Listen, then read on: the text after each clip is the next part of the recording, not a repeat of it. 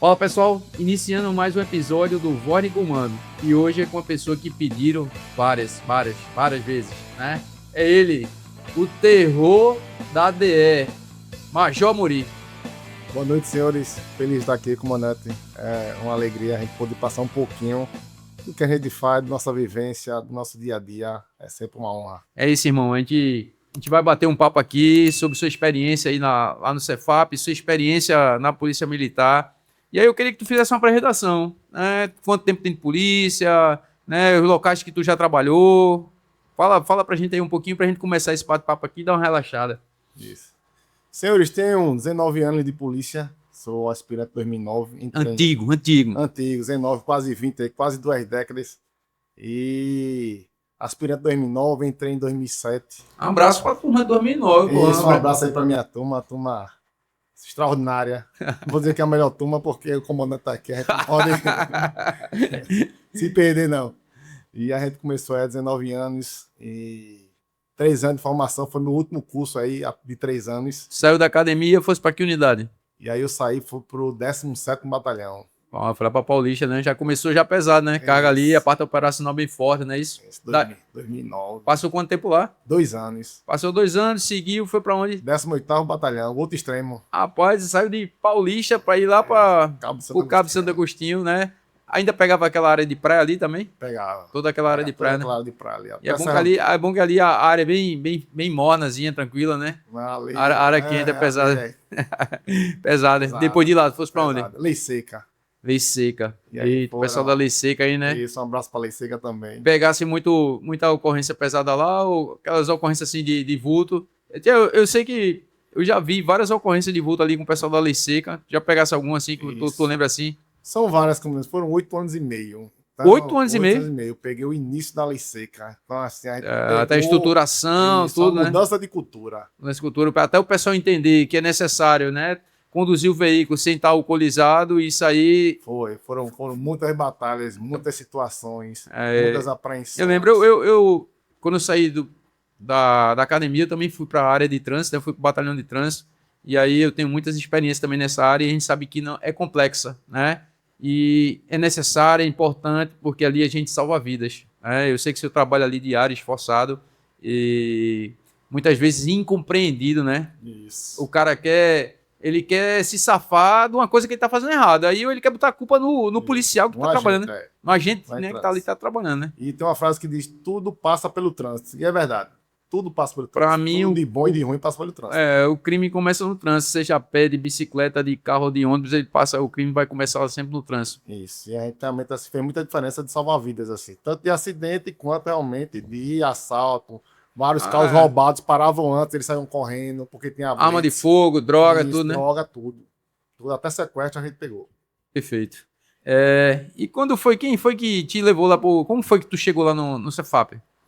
O Cefap realmente foi uma situação de pós-pandemia, uma saída que eu estava para sair para o PPTran, mas o comando geral achou por bem, estava começando no CFHP 2021 e achou por bem me levar para o Cefap. Vai para ali, para aquela... eu pensei que ia continuar no trânsito, mas... mas não deu não, né, cara? Não. Foi lá pro Cefap. Já chegou para ir para a divisão de ensino, como você tá sendo movimentado lá para o subcomandante da unidade, mas tu já chegou lá para ser divisão de ensino ou tu... Não, por que parece eu cheguei para CCA. Então, para benção aí dos alunos, eu acho que Deus é pelos alunos. E eu passei um mês, acho que 45 dias ainda no CA, como comandante do grupamento. Seria hoje a função de capitão leal. Capitão leal, né? Foi. Aí quando deu 45 dias, fui chamado no comando e fui apresentado como chefe da zona de ensino. E assim, ali foi um aprendizado, né? Uma escola, né? Porque você trabalha ali com muitas coisas que são importantes. Na verdade, toda movimentação escolar, né? Pedagógica, passa pela divisão de ensino. A divisão de ensino, eu costumo dizer que é, de certa forma, o coração. Não é que ela é mais importante. É porque realmente ela faz o curso parar.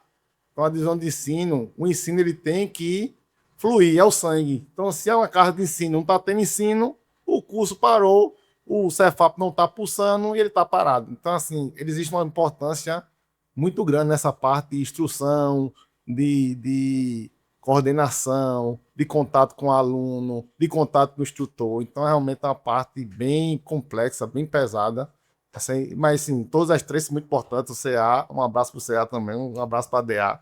Todo mundo é muito importante, mas a DE tem essa responsabilidade um pouquinho Ma- maior. Mas já em 21, tu já tinha essa proximidade ali com o corpo de alunos, que eu digo assim, não o corpo de alunos, efetivamente os discentes, já tinha esse contato direto, porque o cara que está lá, ele é coordenador de turma, ele é instrutor de disciplina, chegou a ser coordenador. Cheguei, eu tive a primeira coordenação, foi em 2021, peguei a turma 3. Um abraço aí para os meus 16 aí, que me dão um trabalho extraordinário. Nunca mais me esqueço, tenho no grupo do WhatsApp, gosto muito de 16. Trabalho incrível. Lembra de algum dessa turma aí, dessa turma em específico, assim, um aluno ali que ele é aquela figurinha carimbada que você não vai esquecer mais nunca desse cara? Meu querido filho, SD Filho, um abraço para você, meu amigo.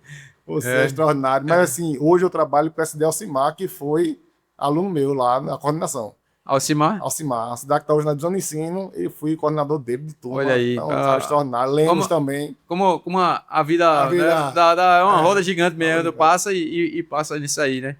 Depois de 21, tu passou mais para T2 e T3. T2 e T3. Que já foi realmente um desafio, porque uma turma entrou na outra durante um mês e meio. E aí eu consegui passar a realidade de estar com duas turmas fluindo ao mesmo tempo. E ainda tá aquele período de pandêmico, né? Que foi assim, assustador, assim. Foi um negócio complexo, né? Complexo. Muito complexo. Sempre o risco ali de você até perder um aluno ou perder um companheiro de trabalho por conta dessa pandemia que passaram, né? Isso. Então, assim, foi muito complexo. Tinha muita questão de separação, de álcool, de máscara. Então, assim, o contato ainda estava muito restrito. A questão da atividade física, até que ponto a gente podia chegar. Os instrutores, então, o instrutor com medo de ir para lá, porque estava com medo de pegar algum tipo de doença respiratória. Instrutor com mais idade não queria ir, porque sabia que a pandemia tem um risco maior. Tem um risco maior. Então, assim, a gente teve dificuldade em todas as esferas possíveis e imagináveis aí na. Hora ou outra, a divisão de ensino é um centro nevrálgico, né? De você ali tá ali contornando situações até às vezes complexas, né? Ah, com certeza. Assim, lá na DA, assim, a gente pega muita situação complicada, assim, tanto de instrutor como de aluno. Porque, assim, o coordenador é o elo. O coordenador é o elo do instrutor com o aluno. E o coordenador é exatamente a atribuição da divisão de ensino. Então, assim, a gente tem esse contato muito pesado. Tudo chega no coordenador, de certa forma, tudo vai chegar na divisão de ensino. A gente tem que subir para o comando todas as informações possíveis. Vamos chegar para essas turmas agora, turma T1 e T2, né? Que, assim, são as mais próximas, as mais recentes e que a gente viveu muito forte essas duas formações. E você teve eu posso dizer assim, você teve um trabalho quase que quadruplicado, né, pela quantidade de alunos que se formaram, né, que vem nessas duas formaturas, né, de quantidade de instrutores, quantidade de disciplinas, inovações, né, com disciplinas inovadoras. Fala um pouquinho disso aí para a gente poder daqui a pouco passar para a resenha e fala um pouquinho como foi, até para o pessoal entender sobre essas duas formações e como foi mais complicado para vocês na divisão de ensino. Assim, eu fui o único oficial que fiquei 2021 e perdurei. Então, todos os outros foram saindo, só eu fiquei. Isso era a memória viva da divisão de ensino. Era a memória viva da divisão de ensino. Então, assim, foi uma situação muito complicada, porque queríamos inovar. O senhor chegou ali em abril, com o Coronel Rebeca, com uma série de inovações para a gente fazer, muito rápida. O decreto. Eu lembrando da Amorim, assim, ele... Tá bom, comandante, a gente vai fazer. E assim, vim pensando, né? Como é que vai ser? Daqui a pouco vai lá, conversa, mas acho que deu um suporte bom para poder desenvolver. Um suporte extraordinário, assim. Fica difícil ele entender um pouquinho o Estado Maior, mas existia uma conversa muito forte entre eu, o comandante e a Coronel Rebeca, exatamente nessas situações de como vamos evoluir cada área ali do ensino. Tiveram várias implantações, né, de inovações, a questão de correção de prova, né? Mudando o primeiro currículo, que eram 46 disciplinas, puxamos para 36. Então já foi uma mudança gigante. Mudando para 36, mas incluindo algumas incluindo algumas importantes. Direção operacional entrou aí nessa. Então, a questão do tiro policial, aumento de disparo, a mudança de todas as apostilas, a revisão de todas as apostilas. A gente tinha muito assunto repetido. E a gente teve esse trabalho de realmente ler uma por uma. Aí o Coronel Rebeca chamava, workshop, vamos ler uma por uma, vamos ver o que é importante, que tiro, que coloca. Essa linguagem aí do workshop, eu acho que ela foi muito importante, né? De você fazer com que os instrutores, eles conversassem as mesmas coisas em todas as salas, nisso. Isso. A gente tem exatamente essa situação. Cada um queria falar algo. E muitas vezes algo totalmente diferente do que era o nosso direcionamento como instituição. E aí realmente a gente pegou uma linha bem legal assim. Eu sei que você ficava ali na divisão de ensino, mas eventualmente você estava em sala de aula, que aí você tem umas histórias para contar aí, mas também estava à frente da tropa, porque a gente dividiu, né? Eu ficava nos dois, e eu e Rebeca ficavam nos dois, mas a gente tinha que deixar algum oficial superior lá para estar comandando ali na Embiribeira, né? Ou você ia no curado, mas eventualmente você estava ali à frente da tropa, né? Tem uma resenha lá com o pessoal nisso. Ah, com certeza, assim. O Polo Curado, gosto muito do Cefap também, minha casa, gosto muito. Mas, assim, o anexo realmente foi o ponto que eu fiquei mais tempo. Então, normalmente, com a pessoa Coronel Rebeca, Coronel, fique mais aqui no Cefap. Eu ficava mais no anexo, o senhor ficava muito externo, e nos dois locais dando exatamente esse apoio. E realmente, assim, lá no anexo a gente criou uma sintonia gigantesca. A historinha, negócio da orelhinha, não sei o que, como é que é esse apoio? Como é que é isso aí? Tem, assim, eu sou muito inventivo. Né? Eu tenho Você teve eu não sei se nas outras turmas foi assim, mas eu percebi que você teve um contato muito próximo com a tropa ali, o pessoal, né? Tanto que traz o Major Murim, eu acho que foi isso, né? Isso, assim, eu gosto assim, realmente de você botar o seu ponto de vista, o seu jeito de ser. Todo mundo tem que botar um pouco do que você é para realmente criar essa formação. Então, eu sempre tive os meus, assim, eu gostava muito dessa parte depois de prova, antes de prova, realmente ter esse contato com a parte mais geral dos alunos, e aí tem uma série de brincadeiras que a gente fazia. Qual era essa resenha da orelhinha? Até hoje eu não entendi como era esse negócio aí. Pô, assim, como primeiro começou na T1, quando acabava a prova, eles entravam em forma para liberar. E aí, quando eu vi eles com aquela bolsa, onde, rapaz, estão parecendo um bocado de tartaruga. Aí criou exatamente a situação das tartaruguinhas. Sim. As minhas tartarugas, posição de apoio. E aí, eu vi aquele casco. Aí, não, Major, por favor, sem a bolsa, não. Tartaruga sem casco, não existe, morre, vai morrer. Bota o casco. Aí botava o casco, aí a gente ia lá e pagava. E só depois de pagar que eles eram liberados. Aí eu criei exatamente a figura da tartaruguinha. E aí era pra cima, pra baixo, levanta assim, mas então eu fazia só um movimento pra fazer barulho, para os outros não atrapalhar a prova dos outros. Aí ficava só com a mão assim, ó. Abaixo, acima. O poder vindo na mão aqui, ó. Só, era o maestro. Era o maestro. Só assim era liberado. E aí, quando foi na T2, as provas, elas terminavam... É porque a outra era no final do dia. No final, ia liberando... Isso. Aí na T2 começou a ser de manhã. Eu disse, agora de manhã? 2019, ficava 1.400 no mesmo local. Não dá para pagar. Se eu mandar a posição de apoio, não vai caber espaço. Eu digo, não, a gente vai ter que fazer algo diferente. E aí foi o que eu criei, a posição da mãozinha na orelha. Então eu botava a mãozinha na orelha aqui e fazia exatamente a que chamava fundamento terra. Então eles iam lá pulando e fazendo a fundamento terra. E aí pagavam do mesmo jeito, que é um exercício assim bem completo. Por que pareça, tanto o mãozinha na orelha como as flexões são exercícios bem completos, fazem muito bem. Inclusive, eu fiz aluno fazer um vídeo explicando como é bom esse tipo de atividade física para o aluno. Lembra quem é o aluno aí que foi? Quem lembra quem foi o aluno? Eu me lembro que em 2022 eu fui até a Tenente Thaisa hoje, era aluna. Aquela na academia. Um abraço, Thaisa. Excelente oficial. E ela fez um vídeo explicando como é bom fazer flexão. Os alunos devem ter gostado muito dela, né? Deve ter adorado. Só incentivando, né? Extraordinário. Assim. Né? Nas provas, tem alguma história nas provas, na execução das provas? A gente sabe que tinha ali no final do dia, na T1, e teve as outras no início do dia. Chegava muita gente com sono, porque a prova começava cedo, né? Era 6 horas da manhã que a gente tá em sala de aula. Isso. Na T2 a gente começou realmente as provas de manhã, porque na T1 a gente colocou à tarde e ficou realmente muito desgastante. Às vezes terminava muito tarde, né? Muito tarde, acabava às 9 da noite, 9h30 da noite. A gente viu esgotamento pro aluno, a gente não vamos puxar para amanhã, para realmente ficar melhor para ele, querendo não, o cérebro já tá oxigenado, mas funcionou muito bem. Eu acho que eu gostei bastante dessa parte da prova.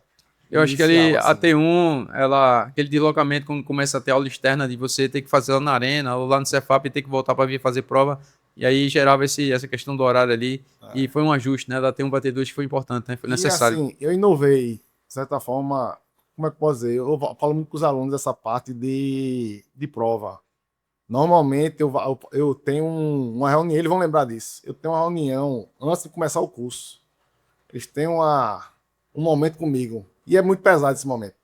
Então é um momento que praticamente eu descrevo o regulamento de continência. Só que para você que está chegando, ele é impactante. É porque é uma mudança completa de rotina, né? Completa. Então, assim, eu digo assim, se você me vê a 500 metros, preste continência. Se você dormir e acordar, preste continência. E assim, aí eu vou. Se eu passar, sai na minha frente. Que trauma, meu irmão. eu vou. O cara diz, mas assim, irmão, não quero nem ver esse major, por favor. Então, a gente passa assim, esse dia, eles lembram muito bem esse dia. E realmente é bem marcante. Eu conto tudo que vai acontecer. E uma das coisas que eu conto é exatamente isso. No início, eu pego e levo nas provas. Então, normalmente, as 5 primeiras provas, elas são mais leves. Por quê? Porque o CA está naquela semana maravilhosa. Mais rústica, aquela semana rusticidade. zero maravilhosa. Então, assim, eu deixo eles se adaptarem ao mundo militar. E aí, quando dá um mês e meio de curso, eu digo, pronto, agora é a hora que a gente vai entrar no ensino. E aí, normalmente, a primeira prova que eu prego é a instrução geral. Então, na T1, eu coloquei, ficaram 1.200 de recuperação. Metade do curso entrou em recuperação na T1, em instrução geral. Teve aluno que foi reprovado, né? Foi. Teve aluno que foi reprovado em instrução geral. Aí, né? na T2, eu avisei. Só na T2, vou começar a instrução geral. E aí, ficaram... Ficou de recuperação. Ficou de recuperação. Ficaram 850 em recuperação. E eu achei engraçado assim, porque na T1, quando ficaram 1.200, eu recebi uma pressão muito grande. Porque, querendo ou não, você está com 2.400 alunos, 1.200 de recuperação, a pressão ela é... E aí eu vi que minha DS deu uma pressão assustadora, assim como... O comandante chamava de vez em quando, vem cá, meu irmão, como é esse negócio aí? O que é que aconteceu? Como é que foi isso? E aí na T2 eu fiz a inovação. O que é que eu fiz? Para a pressão de plateia inteira, em uma questão eu botei o Major Rim, que é uma parte do meu nome. Então eu botei Major Rim. Amorim. Isso, aí eu botei só o Rim. E fiz a questão. A questão é realmente extraordinária. Como era essa questão?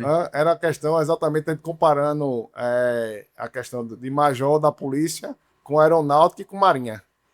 Para o cara saber distinguir. Isso, para saber distinguir se eu ia prestar continência ao capitão de corveta ou não. E eu acho que praticamente 95%. Não sei por quê, que tá lá. Tá lá, Tá lá e eu posso provar aqui. Que tá escrito, lá. Tá escrito lá. Não prestou atenção, não prestou atenção, aí erraram. E aí realmente começa a marcar. Eles começam a entender que a curso na parte pedagógica ela vai pesar. Eu acho que foi uma coisa interessante, né? Nessas duas formações foi assim, a separação que ela ficou muito assim, correta, assim, que eu digo, de você conseguir dividir o que era a formação pedagógica e do que era a formação militar, né? Então, claro que ele estava ali tendo instrução de ordem unida, tal, que era a parte militar, mas de você ter o CA presente ali no início da manhã, na hora do almoço, no final do dia, na largada, mas nos intervalos, na volta, na presença que você estava ali fazendo as exigências de continência, de marchar, tal, o tempo todo, e tinha a parte pedagógica que ela ali, eu acho que teve essa questão também de você conseguir harmonizar. Tem uma harmonia exatamente. De entrelaçar, e além disso, vamos dizer, vai ter uma prova no dia seguinte. Então, o CA ele encerrava um pouco mais cedo para poder o cara ainda dar tempo de estudar para fazer a prova no dia seguinte. Acho que foi assim, não? Isso. Assim, um abraço aí para meus amigos do CA, Leal e Jorge. Em nome dele, falo em todos. O que eu gostei muito dessa mudança, a gente tinha 10 horas aulas de ensino. E a gente diminuiu para 8 na mudança do projeto. Por quê? Exatamente para essas 2 horas ser do CA. Eu gosto muito do CA, valorizo muito o CA. A gente não teve nenhuma briga, em momento nenhum, entre CA e DE, exatamente por causa disso. Porque a gente respeitava exatamente o momento do outro. Quando começava e quando acabava. Quando começava a CA e quando entrava divisão de ensino, quando voltava de novo o CA. Então, assim, foi uma harmonia muito boa, porque a gente precisa dessas duas partes. Não pode ser só ter pedagógico, nem pode ser só disciplinar. Tem que ter os dois. A gente tem que levantar essas duas valências desses alunos. Isso aí tem que estar com a parte disciplinar muito boa, mas tem que estar com a parte pedagógica muito boa. Ele é polícia e ele é militar. Tu que deu aula aí em algumas disciplinas, Tu lembras, assim, de um aluno que foi destaque lá dentro de sala de aula, nas turmas que você deu instrução? Comando, vários, vários. Ali. Eu posso dizer ao senhor, essa menina, essa 01 desse curso, ela é num nível, assim, espetacular. Porque as provas que eu fiz não foi para ter uma média 9,96. Não foi. Não foi. Até porque você tem todo o desenvolvimento do curso, tem a parte física, tem a parte, né, operacional, tem a parte de disparo, Parte pedagógico, objetiva, parte subjetiva. direção, Isso. abordagem, tiro, tudo, e acabou que... Ela é um nível extraordinário. Então, tem vários alunos. Eu acredito que uma média de 200 a 400 alunos está num nível, inclusive, de oficiais acima no nível intelectual. Pode fazer outros concursos que vão galgar, assim, voos muito maiores, assim, com tranquilidade. Eu digo isso com tranquilidade. O nível da Polícia Militar, ela mudou bastante, né? Você vê hoje o policial militar que adentra no curso, a gente faz o levantamento lá, né? Quase que totalidade tem formação superior, muita gente tem pós-graduação, mestrado, essa última turma e na outra tinha doutores. Você sabe disso, que tinha um doutor. Então você vê que a qualificação, né, a capacitação, e você conseguir colocá-lo, né, mesmo com o que tinha de engenheiro, dentista, advogado, tinha tudo nessa formação. E ali ele participou, até porque o curso, eu acho que ele trouxe uma visão pedagógica que o cara, para ser policial, ele tinha que aprender a ser policial, né? Isso. Não foi de qualquer jeito, não foi essa... Quando eu falei, quando eu perguntei assim, o aluno de destaque, era aluno de destaque ali, que você consegue lembrar dele por alguma situação interna ali, alguma coisa de sala de aula que você consiga lembrar. Esse pessoal, tudo essa turma, tem essa aula de quê? De IG? Comandante, a gente, graças a Deus, você gosta muito, gosta de fazer curso e gosta muito de instruir. Eu ia falar isso já depois, que você, para começar esse curso, eu lembro que lá você fez o curso de APH tático, isso. Você fez as instruções com os espargidores, você tem o curso de instrutor de tiro, você... Irmão, então assim, pedagógica da Marinha, você deu aula e tudo, assim, o instrutor faltou, tal, não sei o que, quem vai? Vai Major Amorim, você mesmo se colocava para dar instrução, então isso. A gente sabe disso. Né? Então, assim, eu tenho 3 graduações, um após, um MBA, então assim, eu tenho muito curso na área militar, gosto muito dessa área de aprender. Eu acho que se você não tiver disposto a aprender... É um cabeçudo, cabeçudo. Você não pode ensinar, assim. Então, assim, é uma parte que eu acho extraordinária, assim, essa parte. E tu lembra de algum aluno ali que tu, na sala de aula ali, que tu dá resenha, que teve alguma situação? Tinha um pessoal, tem uns alunos que lembram muito de tu, tanto que eles pediram aí pra tu vir. Tu tem alguma lembrança aí de um aluno aí que a gente possa trazer aqui pro pessoal? Comandante, agora você me pegou assim no sentido que são vários, assim, são muitas figuras caricatas. Icônicas. Então, assim, são perguntas assim, extraordinárias. A gente tem um Nixon da vida nessa agora, que é uma figuraça. Aí tem muita figura nesse curso assim, de formação. É engraçado que a gente convive com os alunos, né? Com os alunos, e a gente tem uma vivência que cria um laço de amizade muito grande, né? Porque assim, no início ali você tem que cobrar, tem que exigir, mas vai criando ali um vínculo, né? Mas assim, aluno só é amigo do policial quando ele termina para ser policial, né? Enquanto ele não é aluno, não é amigo não, né? Com certeza. Aluno é aluno, certo? Ele tá ali para estudar. Eu digo para eles que a noite é feita para estudar, isso muito bem. A noite é feita para isso. E a gente não quer só o conhecimento, a gente quer também a resiliência. Por quê? Porque não é só estudar 7 meses. É estudar o resto da carreira. Ele não vai estar descansado para estudar. Nunca mais. Certo? Nessa carreira, você não vai estar descansado para estudar. Então você vai estudar cansado. Todos os cursos que eu fiz foi cansado. Você tem que entender isso. Você tem que entender que as madrugadas são nossas amigas. Se a gente quiser conquistar algo maior. Se não, vai simplesmente parar.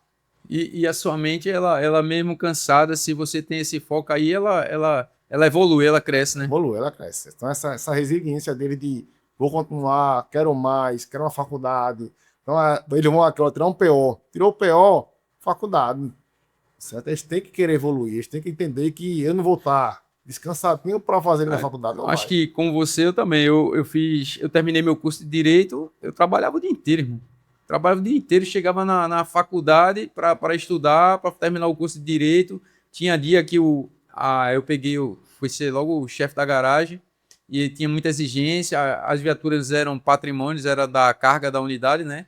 E aí eu ficava lá anotando, viatura tal, tem que ajeitar não sei o que, viatura tal, e eu ali assistindo a aula e anotando aqui, porque no outro dia já tinha que estar o negócio rodando, né? Quem tem compromisso, quem tem, assim... E os filhos vão chegar e as coisas só vão aumentando, só vão né? aumentando. E assim, o cara tem que ter muita força de vontade. Então, assim, a gente tem muito futuro candidato, futuro aluno aí que está assistindo esse podcast e dizer para ele que a sua história não é diferente da minha, nem de Amorim, nem das pessoas que passaram. Tem que ter esforço, tem que ter muita determinação, né, para poder passar no concurso, para estudar durante a formação. Não é isso? Isso, com certeza. Se não realmente se imbuir de querer crescer, de querer evoluir, de trabalhar até o sonho. Eu tenho um aluno que diz, não, meu sonho é ser soldado. Você conseguiu. Acabou. Você não pode querer ser soldado só. Você tem que querer ser o melhor soldado. Eu digo para todo mundo assim, quem não sonha tá morto. O cara tem que sonhar todo dia. Conquistou aquele sonho, já sonha outro, já tá sonhando. Eu sou sonhador, cara. Todo dia eu tô sonhando mesmo. Sempre tentando buscar novos horizontes para você poder viver, cara. Viver. Eu tenho um sonho de me aposentar daqui a Deus permita que um dia eu me aposento, né? Essa formação, ela, pelo que a gente sabe, ela é a maior formação de policiais em tempo integral. O que é que eu tô falando? A gente tem instrução de manhã e à tarde, né? E funcionando com 68 turmas. Essa quantidade de alunos, né, para a divisão de ensino, você que esteja à frente aí, o que é que ela representa para você que chefiou uma divisão como essa, que tinha um volume tão grande de alunos? Comandante, foi o maior desafio da minha vida.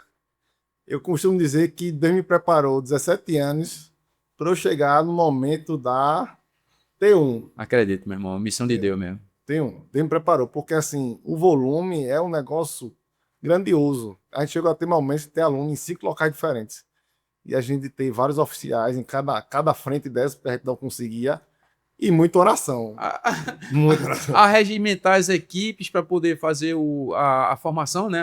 Constituir as salas de aula, né? E você ter os meios para poder, né, utilizar. A gente fez uma contagem por baixo aí. Tu lembras aí de quantos disparos foram dados e graças a Deus, com 2 turmas formadas e não teve um incidente de tiro?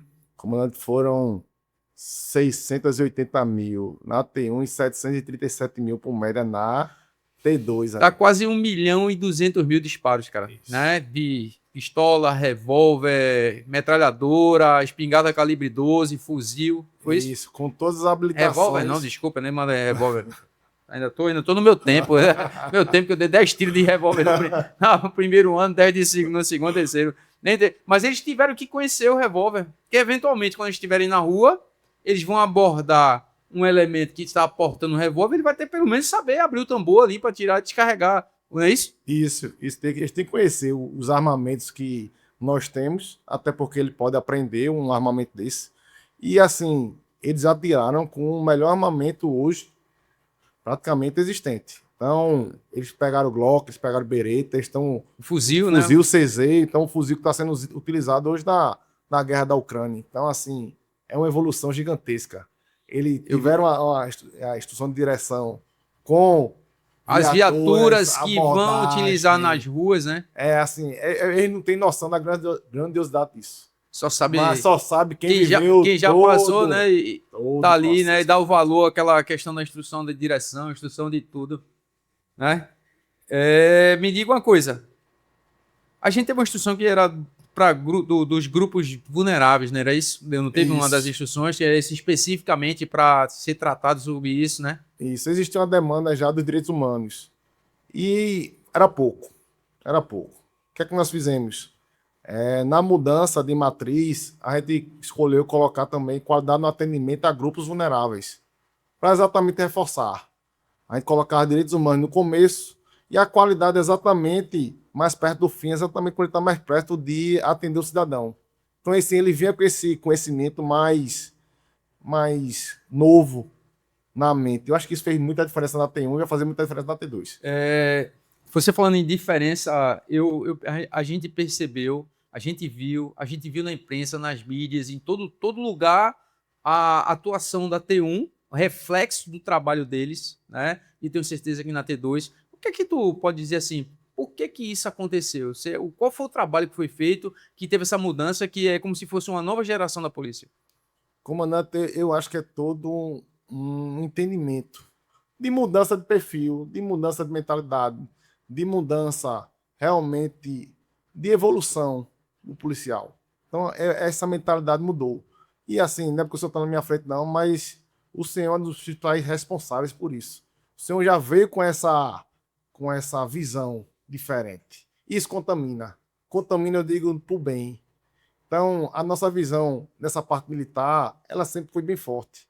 Mas faltava um pouquinho dessa visão do humano.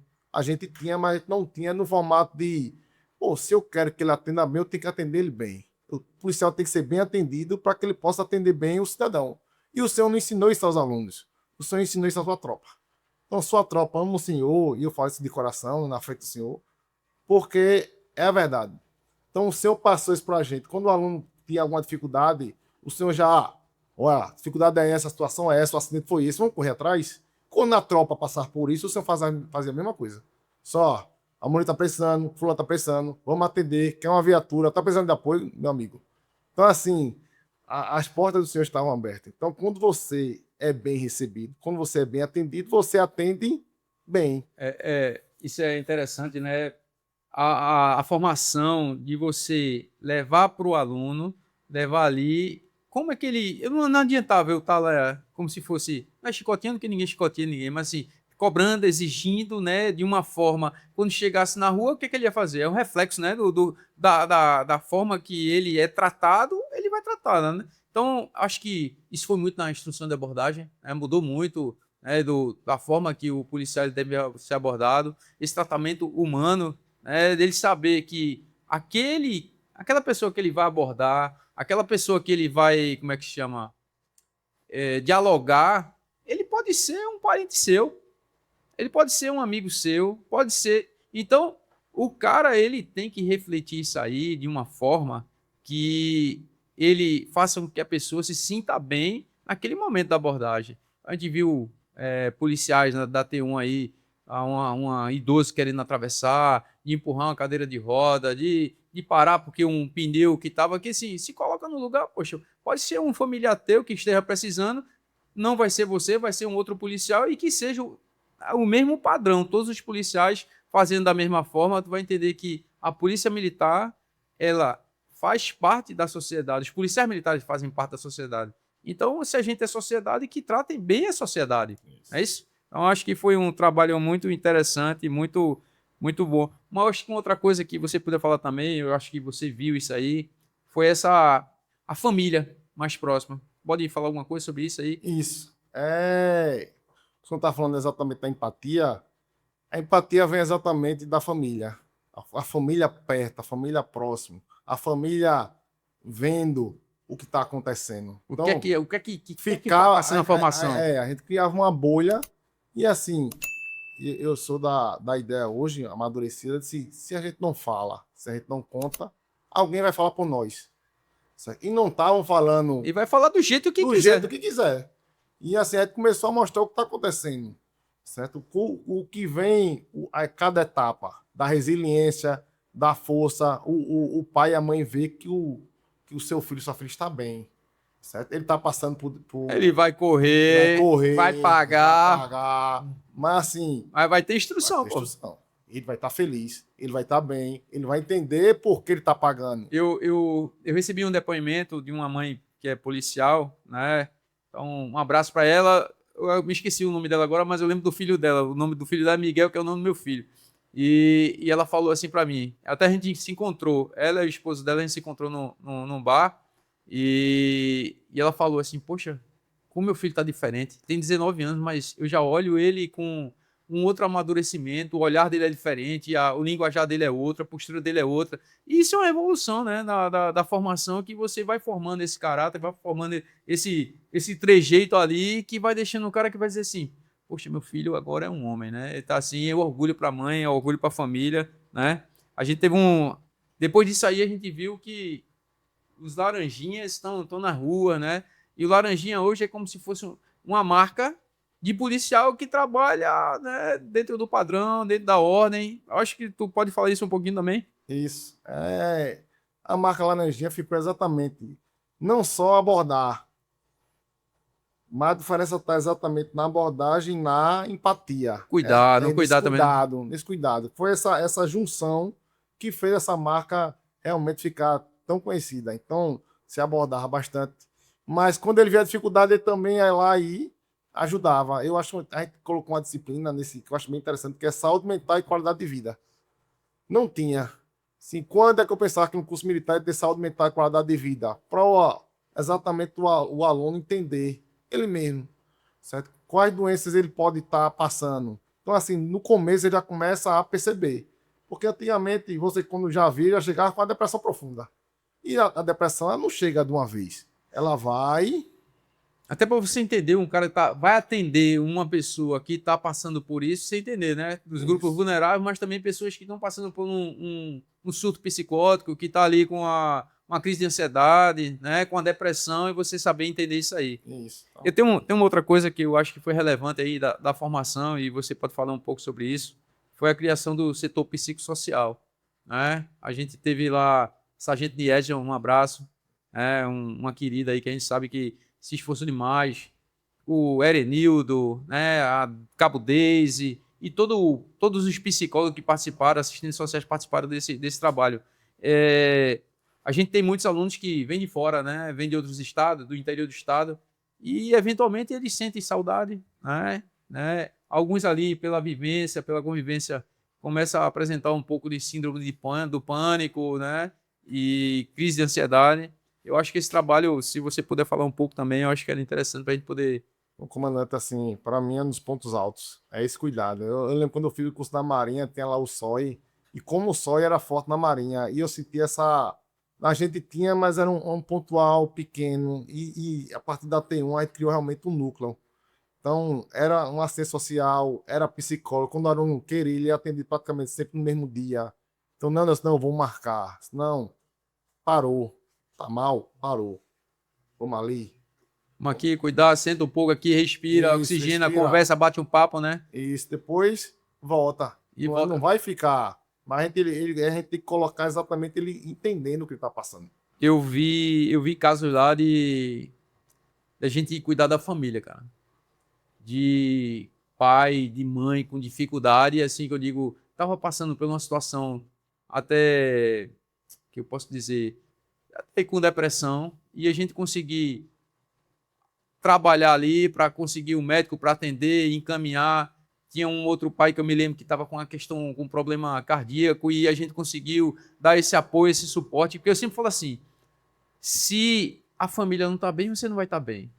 Se o aluno não vai estar bem, a turma dele não vai estar bem, o quartel não vai estar bem. E quando a gente começa a resolver pontualmente essas coisas, ela reverbera, ela reflete de uma forma que a turma ela começa a entender, começa a trabalhar dessa forma e cria-se uma rede do bem. Eu vi várias turmas, um ajudando a outra ali, um potencializando ali, que a formação ela acaba ficando mais leve, né? Mas eu acho que foi isso e você lá na divisão de ensino trabalhou muito isso, que eventualmente a gente tinha que ajustar algumas disciplinas, ajustar algumas coisas, e a gente viu muita gente, né, suportar, né, algumas dificuldades de acordo, né, com essas valências, com esse cuidado aí que o Cefap, né, nessa implantação do setor psicossocial, ele foi muito relevante na formação, como tantas outras, mas eu acho que esse aí, como você falou, foi um ponto alto e que fez com que essa formação ela seja diferenciada. Eu sei que agora, daqui uns dias, esses alunos da T2 estão se formando, como já teve da T1, mas tinha um problema assim que era a questão da escolha dos batalhões. O que é que tu formulou aí ou criou para o cara entender? Porque às vezes as vagas vinham para tantos para um batalhão, tantos para o outro, e quando ali, pela antiguidade, iam tendo um fechamento, o cara acabava que ia ter que escolher outro. Ele pensava num, mas já tinha que escolher outro, né? Como foi essa... Isso foi bem interessante. Eu vi essa dificuldade na T2 e T3, porque muita gente veio do interior, veio de outros estados, existiu uma mudança do que a gente chama de concurseiro, e ele vinha sem saber da área, não tem nenhuma disciplina falando sobre isso. Qual batalhão, qual área, quais bairros, porque normalmente quando ele chega, ele vai trabalhar na DIM, que é a Diretoria Metropolitana, são exatamente a RME, Região Metropolitana do Recife. E ele não sabia nem o que era isso. Quando você falava em Cabo Santo Agostinho, ele não tinha noção do que é Cabo Santo Agostinho, o que é Recife, o que é centro. O cara só sabia ir de casa pro quartel, do quartel pra casa. Então ele não tinha essa noção. E eu vi muito isso acontecer. Então na T2 T3 eu acompanhei exatamente a escolha, e ele chegava lá, aí fazia aquela cara assim, 12, eu quero 12 13, 12 13, 12 13, disseram que era bom, disseram que era bom. Aí só que ele era o 350. Quando chegava a vez dele, não tinha 12 13. Aí ele bateu o olho assim, ó. Eu vou pra onde? Era, dilatava a pupila. Aí eu olhava pro do lado aqui. Aí o do lado, vai pra onde? O cara, 18, ele, 18. 18, sabia nem quando tava rindo. Sabia não. Se porque fosse 18. Tu não tá morando aqui no Bom Giro? Não, mas eu vou com ele. Aí até agora tem que ir. E se tu sabe se ele quer, pelo menos, ficar contigo no aluguel... Agora tu descobre. Lá embaixo, longe pra cá, no Cabo Santo Agostinho, o cara... Foi. O que é que eu fiz? Eu fiz uma apostila, exatamente isso, mostrando toda a polícia, onde estão, tá certo? Para que nesse dia, pronto, eles estão, não sei se o pessoal de cá sabe, estão hoje e amanhã escolhendo exatamente os batalhões. E continua essa... E aí, Major? E aí, Major? E aí, Major? Meu irmão, pega a apostila e vai lá olhar onde é melhor. E aí, em cima disso, vamos dizer, ele escolheu 18. 18 aonde? Lá no Cabo Santo Agostinho. Cara, tu vai trabalhar na área. Tu tem que conhecer a área, pegar um mapa lá, vai trabalhar em que bairro, em que área, para depois não estar entrando no local que não deve entrar, ou pegando uma contramão e envolvendo de sinistro de trânsito. Então, você, na hora que você for escalado, ou for determinado que é aquele batalhão, for escalado em determinada área, estudar. Onde é que está o hospital da região, onde é a delegacia, para tu não estar parando na rua e perguntando, perdido para chegar nessa localidade, né? Isso é questão de segurança para um policial militar, né? Eu pedia muito pro instrutor passar exatamente essa vivência. Só mostra ele o local, falar ele também, tipo, valor de aluguel. Não é só a questão militar. Pô, ali é barato para se morar, vai ter condições, vai ter como trazer tua família. Não tem. Tem segurança na área. Tem segurança. Que eu digo assim, segurança de você, como policial, morar naquele local e não ter um risco de, sei lá, se envolver numa situação porque tu é policial, né? E você às vezes tá em local que ele tá de carro. Não anda. Infelizmente, aí tem um trânsito muito pesado. Então, assim, aquele local para ele não é tão interessante. Às vezes é interessante ter de moto, mas de carro é pesado. Então, assim, a gente mostra tanto essa questão militar, mas a questão também de viver. Tem também a questão do, vamos dizer, o cara mora no interior do estado de Pernambuco. Aí tem uns batalhões que já são mais perto da BR-232 e ele escolher ali, né? Dependendo da área. Não, eu moro lá para o litoral sul, né? Eu moro para lá, para Alagoas, Sergipe, ou tenho família para lá. Aí, então ele vai ali pro 18º, pro 6º Batalhão. Aí eu moro lá pro lado do Rio Grande do Norte, da Paraíba, ele vai escolher 17º, 26º. Então o cara já começa a se inteirar, já começa a se preocupar, né? Exato. Até para se aparecer em algum momento na vida a oportunidade de escolher, ele saber para onde escolher. Porque às vezes a carta está na mão, ele conseguiu exatamente o contato, mas não está sabendo nem o que escolher. Então às vezes ele vai para uma gratificação, mas assim, ele não entende exatamente como funciona aquele batalhão. Chegou uma resenha aqui agora que era sobre a questão do requerimento de prova. Como é que para o pessoal entender, né? O pessoal que vai daqui um dia fazer um curso aí, como é que é esse processo para fazer um requerimento? Vamos dizer, você tem uma questão lá que você acha que essa questão ela tá inválida ou que foi corrigida errado. Como é que é esse processo? Como é que é? Desde do início até o finalzinho, né? O positivo lá do chefe da DE, como é que é isso? Eu faço questão assim no começo que ele lê o decreto. Para mim, quem não conhece seu direito realmente já começa perdendo. Então, primeiro eu faço ele ler e depois eu explico a ele. Só ele vai ter a prova, certo? Na prova vai ter exatamente a possibilidade de dar do recurso. Vocês não, essa questão está formulada errada, está errada, tá certo? Para subjetiva, o instrutor não corrigiu da maneira correta. Então, normalmente isso aí está no direito, só que o aluno quer que o aluno faz. Para ele, o errado é sempre o major. Não, meu filho, toda prova eu leio antes. Não tem uma prova, não tem uma questão que não passe por mim. Então eu leio antes, certo? Faço questão muitas vezes de passar, muitas vezes para a Coronel Rebeca também, uma uma saída profissional, doutora, tem um conhecimento extraordinário, tem uma equipe de sessão de prova também extraordinária. Então, o aluno... Que faz a seleção das questões, né? Isso. Todos os instrutores, ele mandam uma Manda quantidade uma de questões, né? Isso. Que ali, na inteligência artificial, ele faz a escolha das melhores questões, as mais perfeitas, as que são necessárias para conhecimento, né? Então, isso, a gente manda exatamente muito essa questão do nível da prova, certo? Porque acho que cada etapa do curso é gradativo, né?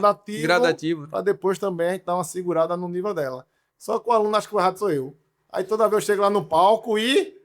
deferido. Aí ele não entende. Aí deferido, meu filho. Quando eu dou 3 vezes, ele começa a entender que ele tem que estudar. A noite dele é para estudar, não é para... Ele não estudou, dizer que eu tô errado, não. Errou a questão e ele vai dizer que tá errado. Que a divisão de ensino não foi a questão formular corretamente. Existe isso? Não existe. Deferido mesmo. Deferido. Essa porra mesmo. Meu irmão, pode fazer um fechamento aqui dessa conversa, esse bate-papo muito massa aí. Eu tenho certeza que esse bate-papo aqui é a vivência do curso, é a vivência da divisão de ensino, é a vivência da parte pedagógica. E você falou com muita propriedade o que os alunos passaram, o que eles viveram, como foi a construção disso aí, né? É uma história viva aí dessas duas formações, T1 e T2. Acho só que a gente tem futuros candidatos, alunos, que daqui uns dias vão estar lá no Cefap, vão estar em outro curso, seja aqui na PM de Pernambuco, PM de Alagoas, Paraíba, seja qual seja a PM, né? Qual conselho daria aí para esse cara que está assim com sonho, com desejo? Poxa, eu quero ser polícia. Um conselho que você pode dar para a Câmara aí? Isso. Meu conselho é, primeiro, estude. Estudo não se perde. Então, fiz vários concursos, não passei de primeira. Não passei. Eu vou dar um relato. Eu fiz dezenas de concursos, a centenas, perdi todos. E o que eu passei foi exatamente do Metrorec, maquinista.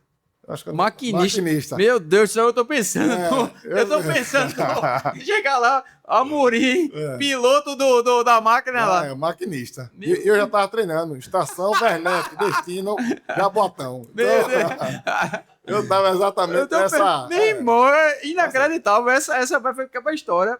Amorim, maquinista. Maquinista. E assim, um salário bom. Inclusive, o maior salário que tem é um abraço aí pros maquinistas. Assim. E depois que eu passei, não me chamaram. É motor de teste aí até agora. E eu fiz o CFO. Fiz o CFO, fiz 3 anos. Quando eu saí aspirante, chegou o telegrama para me apresentar lá convidando como metrô. Mas aí eu já entrou no sangue o militarismo e fiquei aqui na polícia com muita honra, com muito... Então, assim, continue estudando. Você vai ver que não se perde. Se a sua missão não é essa, certo? Deus vai colocar a missão. Mas estude, porque se for, Deus vai honrar. Isso eu garanto. Assim, o que Deus dá, o homem não tira. Isso está na Bíblia e assim é muito forte. Certo? Então estude, se dedique, certo? Que você vai chegar. Certo? Se não foi, se você realmente se dedicou, porque Deus tem outra missão. Então, assim, essa do metrô para mim foi bem interessante, porque assim me confortou o coração no sentido de tipo, eu tô chegando. Certo? Mas eu não sabia nada de polícia. Ninguém na minha família é polícia. Ninguém. Tinha zero experiência. Ele totalmente civil. Aí a picadezinha que você dá lá dentro da academia, né? Dentro da formação, daquela picada. Eu esqueço, meu irmão, quero ser polícia, né, velho? Impressionante, assim, como... Assim, eu honro muito, assim, quem já veio do colégio da polícia, quem já veio de família polícia, quem já foi ser militar, já participou... Mas assim, eu sou daqueles que, não... Zerado, paisano louco. Isso, eu posso garantir que tá aqui, ó, na veia e não vai sair, são 35 anos, e assim, eu espero que quando eu morrer, alguém coloque a bandeira da polícia em cima do meu caixão. Bom, excelente. Fechando, meu irmão, só agradecer. Muito feliz da sua participação. Foi um pedido, né, unânime ali de várias consultas, né, da caixinha lá. E eu sabia que ia ser muito bom. Você é um cara que a gente tem um agradecimento por ter gerido aquele caos ali de tantos instrutores, tantas turmas, tantas disciplinas. Cara, um negócio fantástico, né? Como é que tu disse? Fantástico não, é? Como é que tu fala? Não é fantástico, como é que tu fala? É uma coisa que tu fala que eu acho bem legal. Mas é isso. Obrigado, né, por ter participado. Obrigado por ter estado junto com a gente nessa formação. Obrigado por ser essa pessoa que eu digo, de competência, mas também de muita determinação, né? Vestiu a camisa, dormiu pouco. Eu vi ali, quantas vezes eu não vi que essas tuas olheiras aí, elas estavam... Olhando teu Chico. Aqui, várias noites ali, dormindo pouco. Mas é isso, irmão. Muito obrigado por tudo, viu, velho? Obrigado, comandante. Valeu. Obrigado mesmo.